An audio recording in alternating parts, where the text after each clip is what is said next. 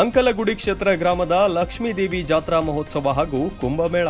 ಬೆಳಗಾವಿ ಜಿಲ್ಲೆ ಹುಕ್ಕೇರಿ ತಾಲೂಕಿನ ಅಂಕಲಗುಡಿ ಕ್ಷೇತ್ರ ಗ್ರಾಮದ ಶ್ರೀ ಲಕ್ಷ್ಮೀದೇವಿ ಜಾತ್ರಾ ಮಹೋತ್ಸವ ಹಾಗೂ ಕುಂಭಮೇಳ ಕಾರ್ಯಕ್ರಮಕ್ಕೆ ಗ್ರಾಮದ ಹಿರಿಯರು ಹಾಗೂ ಇನ್ನೂ ಹಲವಾರು ಗಣ್ಯರಿಂದ ಚಾಲನೆಯನ್ನು ನೀಡಲಾಯಿತು. ಕ್ಯಾಮರಾ ಪರ್ಸನ್ ದತ್ತಾರಾಮ್ ಬಿ ಜೊತೆ ನಿರಂಜನ್ ಶಿರೂರ್, ಶ್ರೇಯಾ ನ್ಯೂಸ್ ಕನ್ನಡ, ಹುಕ್ಕೇರಿ.